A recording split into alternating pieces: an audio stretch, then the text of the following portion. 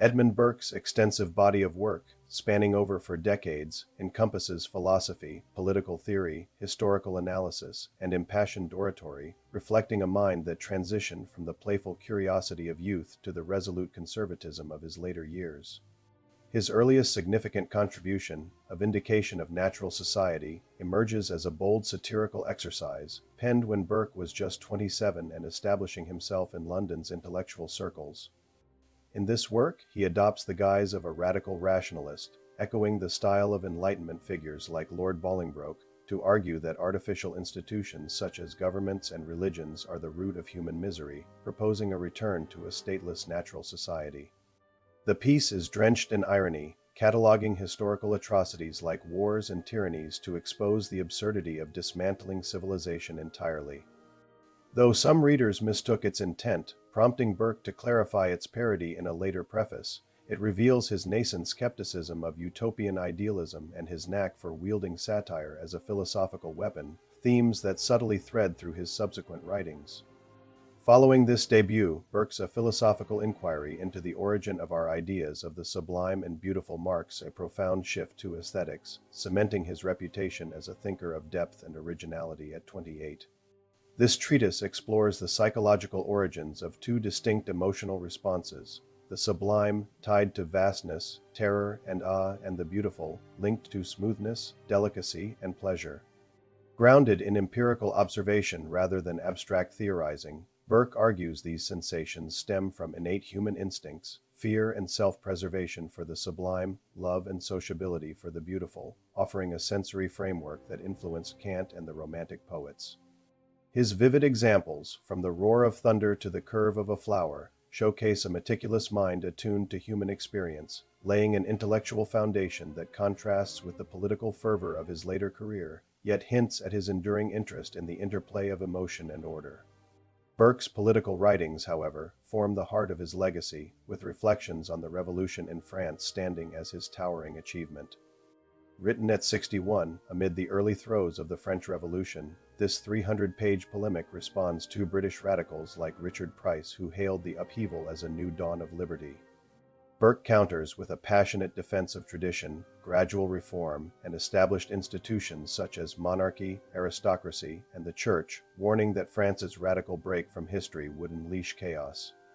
His foresight proves chillingly accurate. He predicts tyranny and bloodshed, later realized in the Terror and Napoleon's rise. He decried the revolution's abstract rights of man as a dangerous fiction uprooting the organic partnership between past, present, and future generations.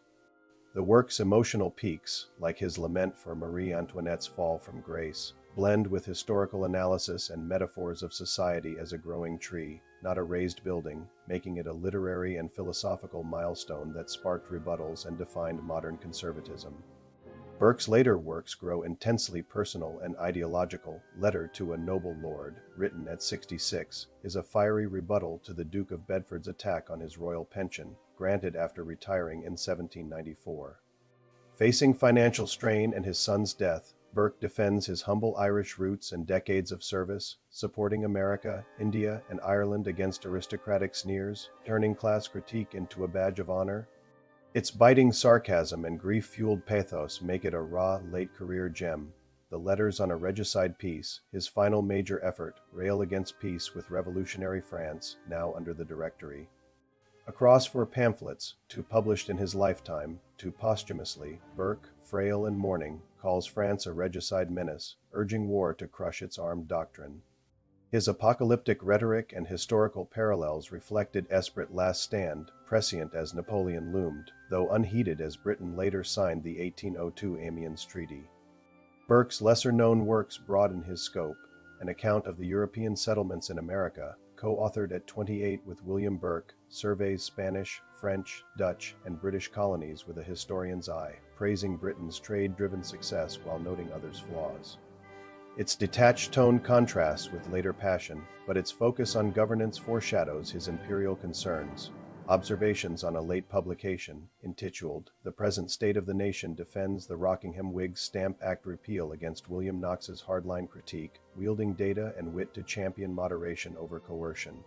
A warm-up for his American oratory.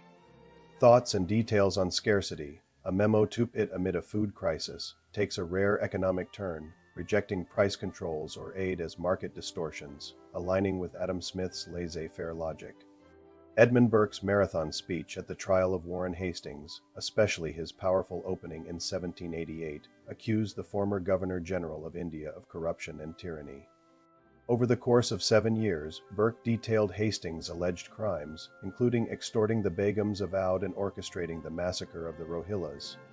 His 10-hour oration, rich in detail and moral outrage, was a passionate defense of Indian dignity against the greed of the East India Company.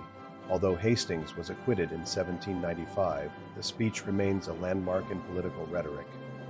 In a letter to a member of the National Assembly, Burke sharpened the arguments he made in Reflections on the Revolution in France, criticizing the new French Constitution and denouncing Rousseau's fanatic influence. He chillingly predicted that the revolution would lead to despotism. Finally, in an appeal from the new to the old Whigs, Burke argued that his opposition to the French Revolution was consistent with traditional Whig principles. He defended liberty through the constitutional balance achieved in 1688, not through the anarchy unfolding in France. This stance alienated him from allies like Charles James Fox and marked his definitive shift toward conservatism.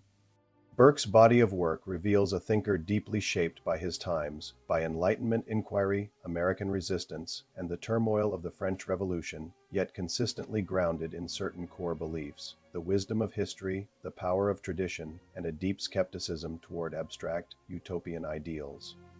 His early writings on satire and aesthetics gradually gave way to urgent political reflections, as the age of revolutions tested his belief in the organic bonds of society, family, church, and monarchy over sudden, radical change. His writing style, vivid, expansive, and often fiercely passionate, blends reason with emotion, from the measured analysis of a philosophical inquiry to the thunderous warnings in his letters. Burke emerges not just as a political thinker but as a literary force. Though not all his causes triumphed, Hastings was acquitted, and America broke away, Burke's ideas endured. He warned against political arrogance and championed a complex, cautious view of liberty, helping to shape modern conservatism and influence 19th-century thought. Across his works, from youthful pamphlets to his final pleas, Burke's writings chart a restless, searching mind grappling with the upheavals of his age, leaving a lasting legacy in philosophy, politics, and our understanding of human society. Thank you for watching. Be sure to hit the like and subscribe button and stay tuned for more content on the philosophy series.